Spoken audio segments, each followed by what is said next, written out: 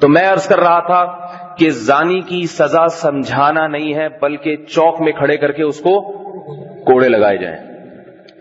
اور اگر یہ زانی شادی شدہ ہے, میرڈ ہے, تو معلوم ہے نا شریعت میں کیا سزا ہے اس کی؟ پتھروں سے مار کے ہلاک کیا جائے اس کمبخت کو, پتھروں سے مار کے سنسار کیا جائے, رجم جس کو عربی میں کہتے ہیں. ترس نہ کھایا جائے, پتھروں سے مار کے. دیکھو شریعت یہ بھی کہہ سکتی تھی کہ گولی مار دو, جب قتل ہی کرنا ہے تو گولی بھی تو ماری جا سکتی ہے نا. لیکن اللہ کیا کہہ رہے ہیں؟ پتھروں سے مار کے ہلاک کرو اس کو. اس سے معلوم ہوتا ہے کہ اللہ کو زنا سے بہت نفرت ہے, بہت نفرت, بہت نفرت ہے اللہ کو زنا سے. کسی جرم پر اتنی بڑی سزا نہیں ہے, کسی جرم پر جتنی سزا اللہ نے زنا پر رکھی ہے. اور آج ویلنٹائن ڈے منایا جائے گا, اس میں کتنے لڑکے زنا کرتے ہیں اس بے حد و حساب. اخبار کی خبر تھی کہ پچھلے سال خفیہ کیمروں کے ذریعے, ہوٹلوں میں جو خفیہ کیمرے لگے ہوتے ہیں نا, ان کے ذریعے 4000 برہنہ فلمیں بنائی گئی ہیں. یہ باتیں نقل کرنا بھی مجھے اچھا نہیں لگتا, لیکن ایک چیز اخبار میں آ گئی ہے, پھیل گئی ہے ساری دنیا میں. اور یہ وہ خفیہ کیمرے ہیں جن میں لڑکی راضی نہیں تھی فلم بنانے پر, مگر مختلف کمپنیوں نے ہوٹل والوں کو پیسے دیے کہ آپ خفیہ کیمرے لگا دیں. پھر آپ بتاؤ ان لڑکیوں کی جب یہ فلمیں انٹرنیٹ پر یا باہر آئی ہوں گی تو ان پر کیا گزری ہوگی؟ کئی خودکشی کے واقعات ہوئے.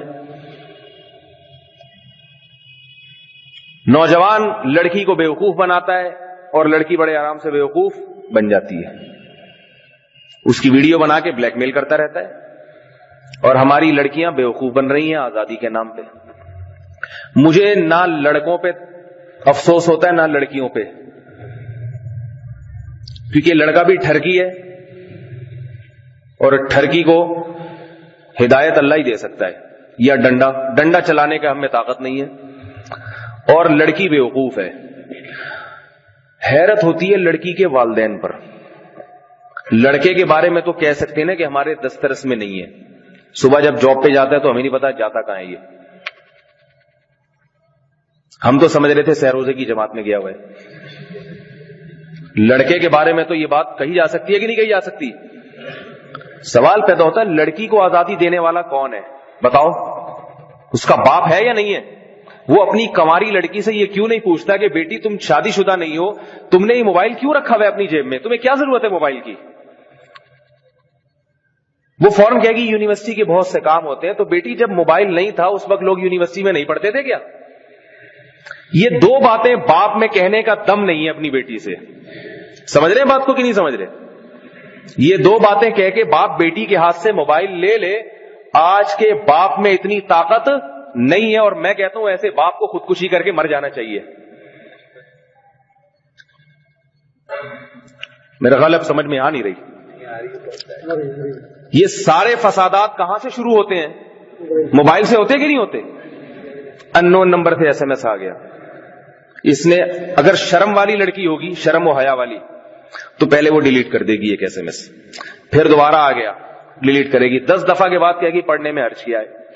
یہ شرمیلی لڑکیوں کی بات کر رہا ہوں, ورنہ آج کل اگر پہلا ایس ایم ایس آیا تو یہ انتظار میں بیٹھی تھی کہیں سے آئے تو پھر میں رپلائی کروں اس کو. جو لڑکیوں کے آج کل حالات چل رہے ہیں, ابا کو پتہ ہی نہیں ہوتا کہ یہ رضائی میں کے اندر یہ موبائل پہ ہو کیا رہا ہے. وہ بیٹھے ہوئے ہیں قرآن مجید کی تلاوت فرما رہے ہیں, ان الذین آمنوا وعملوا الصالحات اولئک هم خیر البریہ. وہ کہہ رہے ہیں میری بچی ہے, خیانت نہیں کر سکتی میرے ساتھ, بہت نیک ہے.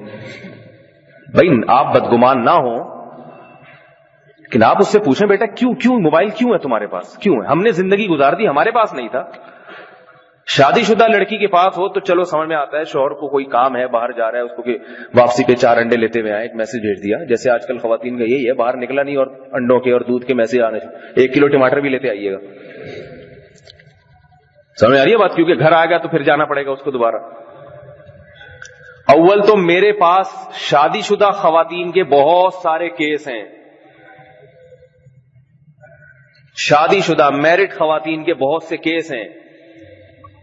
کہ شادی شدہ لڑکی تھی، اپنے شوہر سے ہنسی خوشی محبت کے ساتھ زندگی گزار رہی تھی، میسجز آنا شروع ہو گئے، کالز آنا شروع ہو گئی، ایک دن رپلائی کیا تو پھر گپ شپ ہوئی، ہوتے ہوتے ہوتے ہوتے معاملہ کہاں سے کہاں پہنچ گیا، اور میاں صاحب کو پتہ ہی نہیں ہے، کیونکہ میاں کی موجودگی میں تھوڑی باتیں ہوں گی.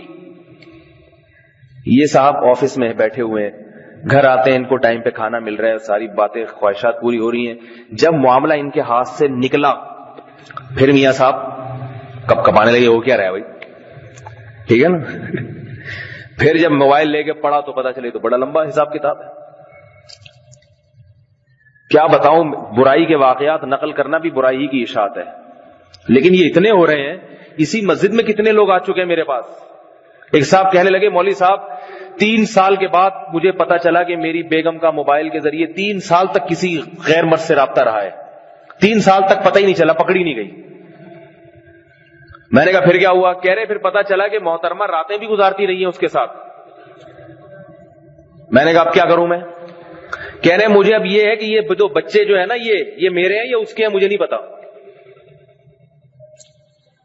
یہ نیک شریف لوگوں کی بات کر رہا ہوں میرے بھائی، اور میں بدگمان نہیں کر رہا آپ کو آپ کی بیگمات سے، خدا نخواستہ کہیں آپ جا کے مار کٹائی شروع کر دے. سچ سر بتا یہ کس کا ہے؟ بدگمانی شریعت میں جائز نہیں ہے. لیکن بات یہ کہ یہاں تک نوبت پہنچی کیوں نوبت یہاں تک؟ اور میں یہ بھی نہیں کہہ رہا کہ ساری شادی شدہ عورتیں ایسی ہوتی ہیں، بہت سی ایسی ہوتی ہے کہ جاب بھی کرتی ہیں، گھر سے باہر بھی رہتی ہیں، لیکن کوئی خرابی میں مبتلا نہیں ہوتی. وہ ہاسٹل تک میں رہ لیتی ہیں پھر بھی کچھ خراب نہیں ہوتی، لیکن 5 انگلیاں برابر نہیں ہوتی.